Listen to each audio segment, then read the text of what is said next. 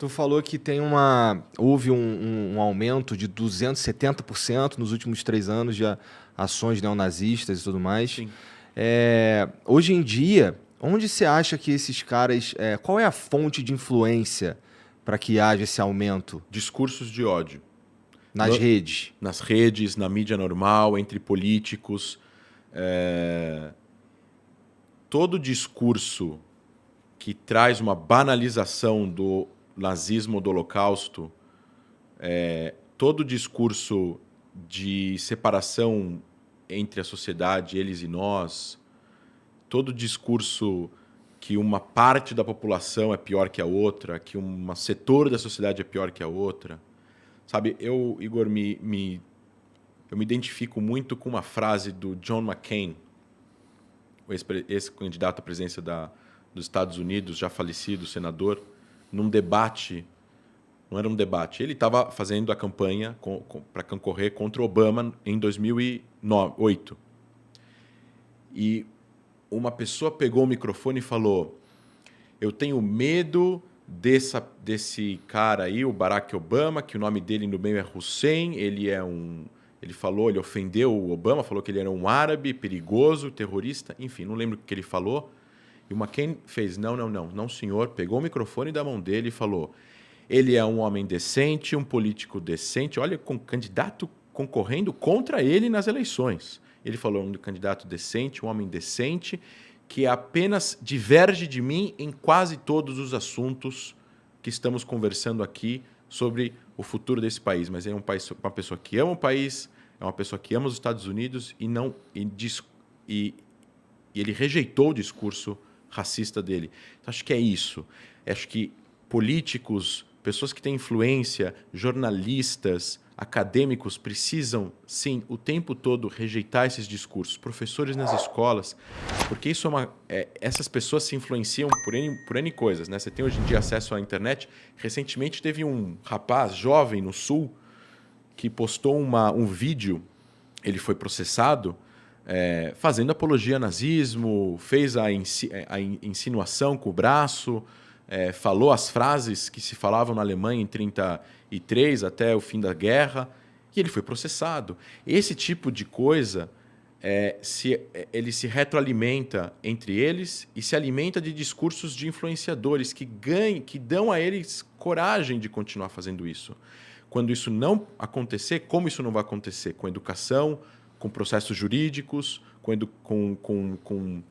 a criminalização de discursos de ódio contra todas as minorias, não só contra uma minoria específica. A gente está falando aqui, no caso, eu fui convidado por vocês, eu vim, mas a gente está falando que o nazismo perseguiu outras pessoas e não só judeus, mas isso precisa ser feito em todas as instâncias da sociedade, porque é apenas essa conscientização, que a pessoa entenda que isso é absurdamente errado, além de ser ilegal, e as pessoas vão parar de fazer isso. Ninguém nasce odiando ninguém. Ninguém nasce odiando uma pessoa pela cor da pele, pela sua sexualidade, ou pela sua religião, etnia ou raça. As pessoas aprendem a odiar.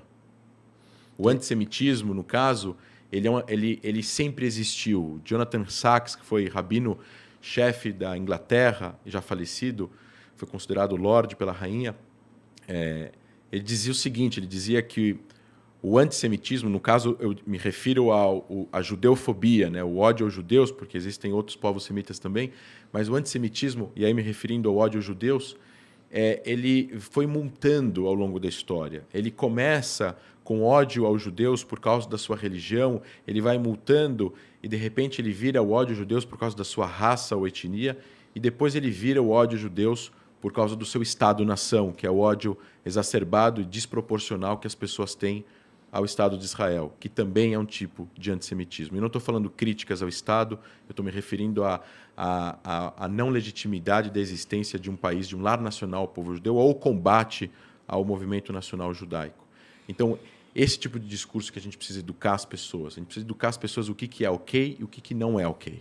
O que é plausível, a discussão no campo das ideias, e o que é o discurso de ódio excludente, radical, que pode sim levar não só ações violentas físicas, mas a um cancelamento coletivo da sociedade, uma parcela da população, né?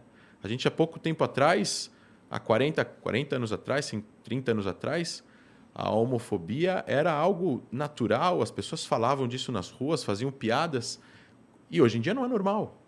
Programas de televisão, não preciso citar, tinham piadas que hoje em dia seriam completamente não seriam cabíveis hoje em dia, numa sociedade que a gente tem hoje em dia. E esse tipo de coisa que a gente precisa também introduzir nesses discursos de ódio. O nazismo, ele foi algo completamente a par do que aconteceu na história do mundo que se tem notícia,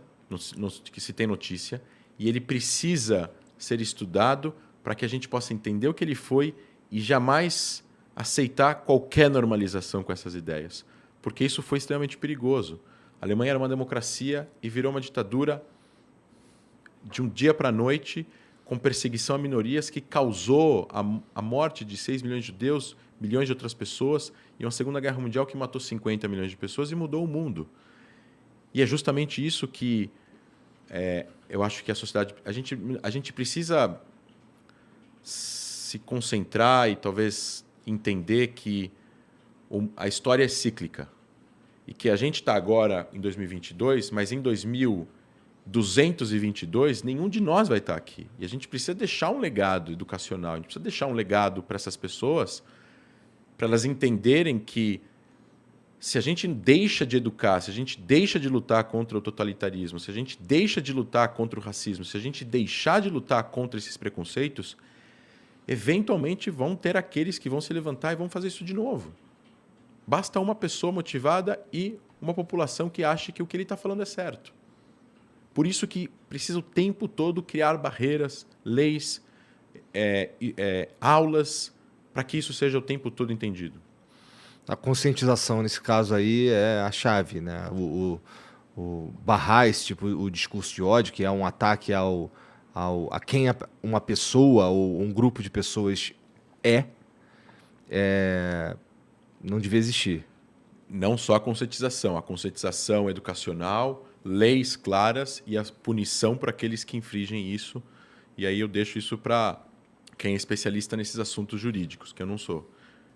Eu sou cientista político, sou historiador nesses assuntos e educo sobre isso em vários locais. E é justamente sobre isso. Se a gente tiver uma educação e essa educação estiver cada vez melhor e cada vez mais inclusiva e cada vez mais acessível, vão ter cada vez menos atos e cada vez menos processos. Você enxerga no mundo algum lugar em que haja um movimento de ódio que está crescendo, alguma coisa assim? Eu enxergo que o populismo, seja ele de esquerda ou de direita, seja ele de progressista ou conservador, como a gente quiser nomear aqui, ele é problemático. O populismo, ele mexe com as emoções das pessoas, ele mexe com o sentimento delas. E as pessoas deveriam lidar com a política de uma maneira diferente do que elas lidam, cito aqui o meu amigo René Ozzy-Cuquier, diferente do que eles citam, do que as pessoas lidam com futebol ou religião. Você torce para um time, o time perde, você continua torcendo para ele o tempo todo até ele ganhar, não importa quantas vezes ele perder. A sua religião, você vai continuar a mudar de religião porque alguma coisa aconteceu de ruim com você.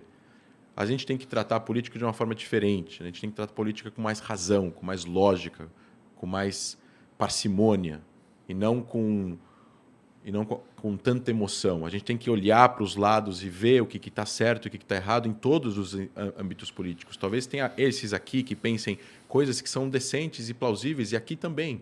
E conseguir chegar em coalizões onde, apesar de existirem várias discordâncias entre partidos, existe alguma coisa que eles concordam, e a partir daí seria uma porta para encontrar uma pacificação do cenário, do âmbito político. Israel conseguiu fazer isso agora na coalizão que eles fizeram entre esquerda e direita, conservadores e liberais, partido árabe dentro, e está lá, está funcionando. Eles não estão discutindo o que eles não concordam, eles estão agora tentando arrumar o que eles sim concordam. O populismo é perigoso. E eu acho que no mundo tem muitos governos, eu estou falando de democracias ou pseudo-democracias, não estou falando agora de ditaduras, porque aí nem se fala, né? tem muitos governos com discursos que podem ser populistas. A Alemanha tem um partido que é xenófobo, que é anti-imigração. Existe um problema de imigração na Europa, vamos lidar com o problema de imigração de uma certa forma. Países têm leis para imigração, tem uma série de critérios, isso tem que ser aplicado, isso tem que ser feito. Nos Estados Unidos tem, no Canadá tem, na Austrália tem, mas daí para ter um partido que ofende uma minoria de forma geral, né, generalizando todas essas pessoas, isso gera o discurso de ódio e pode gerar violência contra essas pessoas, porque as pessoas vão agir violentamente. Suásticas pichadas. Influenciadas por esse Exato. grupo.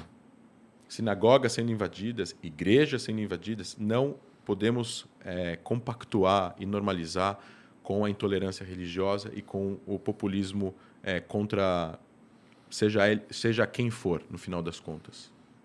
Professor, obrigado. Isso aqui foi bem curtinho mesmo, assim, mais uma para a gente falar sobre Sim. a influência do nazismo e tudo mais na humanidade. Tem mais alguma coisa que você gostaria de falar? Não, eu queria... eu acho super importante para o Brasil e para vocês, e eu vou me tirar agora e me colocar em terceira pessoa, uma pessoa vir aqui falar isso hoje, independentemente de ter sido eu, no caso aqui fui eu, mas poderia ter sido uma outra pessoa que tivesse vindo aqui. Eu acho isso muito importante ter acontecido hoje. E eu espero, dentro das circunstâncias, que a gente se veja nas próximas vezes. Tá. Para falar de outros assuntos também. Beleza, vai ser um prazer. É isso. Despedida, último flow, acabou.